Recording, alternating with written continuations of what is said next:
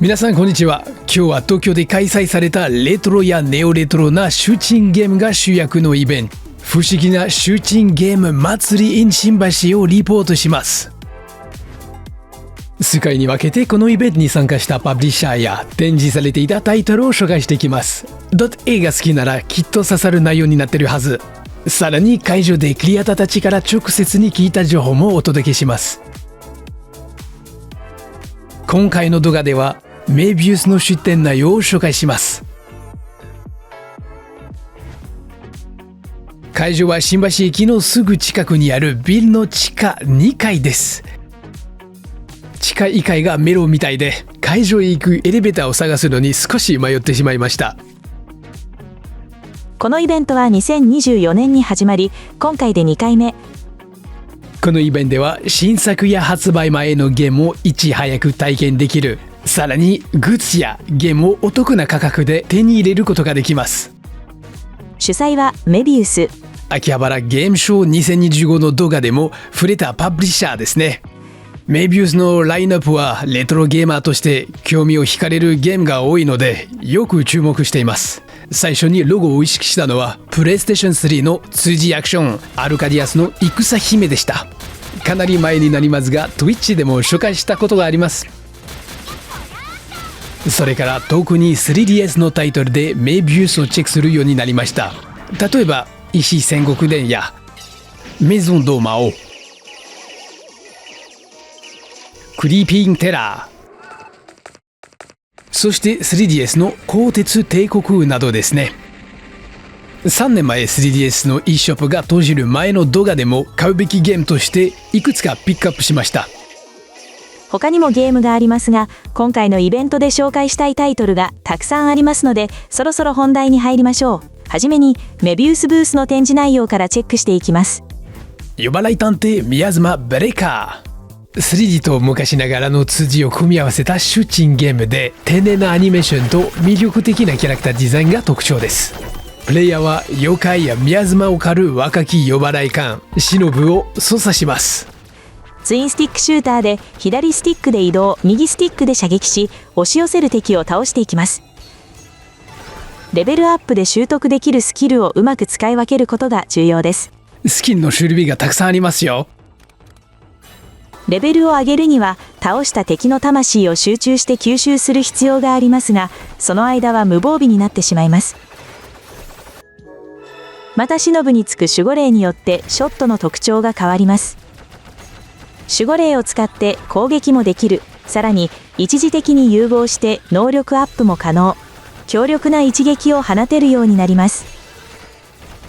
ゲームを進めると新たな守護霊が加わり、ショットの特性や戦略の幅も広がっていく。他にも忍を強化する要素が豊富に用意されていて、本作の魅力の一つとなっています。ゲームバランスが絶妙で何度もプレイしたくなる。決して簡単ではないがスキルをうまく使えば進みやすくなります。このバランス調整には時間がかかったそうです。東京ゲームショー2024の会場でメビウスの担当者に聞いたところ、発売が遅れた理由の一つとのことです。実際本作は東京ゲームショー2022年の時点ですでに使用可能でした。東京ゲームショー2023年ではキービジュアルが一新されていました。その時新キービジュアルのラミネートカードを入手できました。製品版のデザインとなりましたね。カードの裏面には宮妻がびっしり。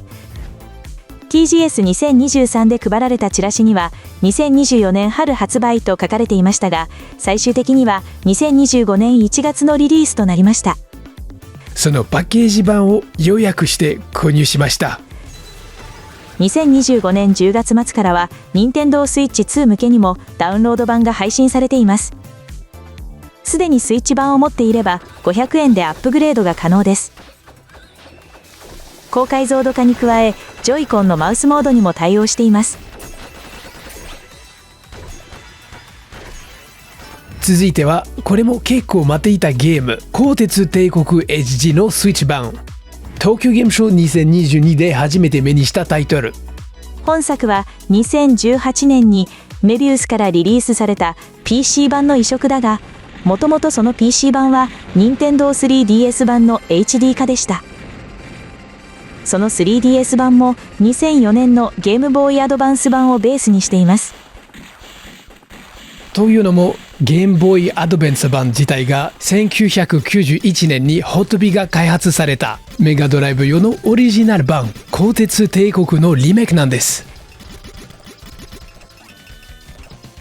この HD 版、日本の Nintendo eShop では2025年から配信されているが、海外ではすでに2024年1月に The Legend of Steel Empire としてリリースされました。しかも海外では PS4 版もリリースされています。オリジナル版と同じくスチームパンクな世界観が光るシューティングゲームです。時期は2種類から選択可能で、機動力のある飛行機と移動は遅いけれど耐久力がある飛行船から選べます。最大の特徴は左右の両方向に攻撃を打ち分けられるシステムです。また道中のアイテムで武器のレベルアップやハートによるエネルギー回復も可能になっています。日本ではパッケージ版の鋼鉄帝国クロニクルも発売されました。このデラックスエディションの箱、魅力的なんですが、今回は予算の都合で通常版を予約して入手しました。後ろに映ってるクリアファイルも東京ゲームショウの会場でゲットしました。なお、海外では Strictly Limited Games が Switch と PS4 のパッケージ版を手掛けいますね。このクロニクルは単なる HD リマスターではないです。メガドライブ版やゲームボーイ版の日本版北米版はもちろん、1991年にファミコンで発売された HotB のオーバーホライゾンも収録されています。このゲーム、1992年には海外向けの NES 版も発売されているのですが、どうやらドイツのみでのリリースだったようです。当時フランスで見かけなかったのも納得です。ゲーム内容は鋼鉄帝国と同じく左右に打ち分けるシステムが特徴です。武器の切り替えもできるので、状況に合わせた戦略的なプレイが楽しめます。残念ながらファミコンの末期に発売されたため、当時のユーザーの関心はすでに16ビットゲーム機へと移っていた。その結果、現在では入手困難なレアソフトとなり、中古価格も高騰しています。そうなんですよ。ですから今回の復刻を喜んでいるのは私だけではないはずです。アイニンゲームズによる移植版がベースとなっているため、オプションメニューもおなじみの仕様になっています。ブラウン管の質感を再現するフィルターに加え、ゲームボーイアドバンス風の液晶表示の再現など、自分好みの表示設定で楽しむことができます。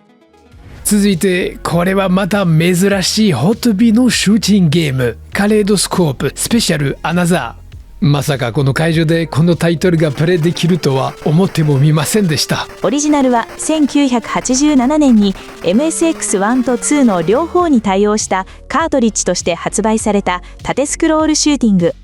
ちなみに1986年に PC8801 などでリリースされたカレドスコープをベースにした特別版となっています。当時このゲームはシューティング RPG というジャンルで紹介されていました。まあ正直なところ RPG の要素はかなり控えめと言っていいでしょう。実機がエネルギー性だったり各ステージをマップと呼んでたりする程度で、内容としては普通のシューティングゲームです。ただ当時はこうした売り出し方も珍しくはなかった。1987年といえばドラゴンスレイヤーシリーズやドラゴンクエストの成功によって RPG という言葉自体がセールスポイントになっていた時期です。メビウスはこのカレイドスコープスペシャルアナザの現行機移植を進めています。 MSX ファンの間では伝説的なゲームですからね。さて同じく MSX 関連ですが、さらにレアなゲームが登場します。メカニカルブレインリハッシュ。これも会場で実際にプレイできました。オリジナル版は1996年 MSX ターボ R 専用ソフトとして登場しました。当時はタケルというソフト自販機を通じて販売。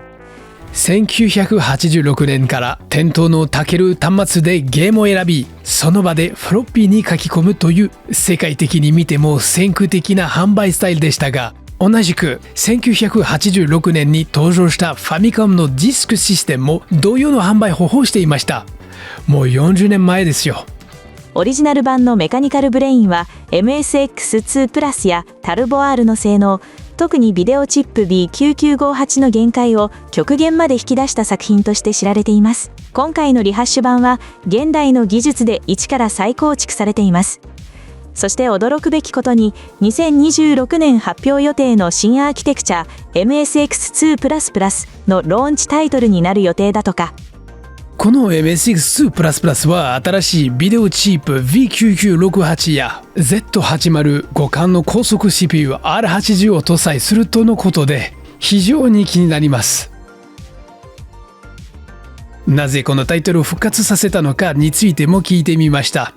メビウスさんはこれまで忍者ジャジャマルくんやブライシリーズといった MSX タイトルの復刻を手掛けてきましたが、その中でメカニカルブレインの移植を望む声が多かったそうです。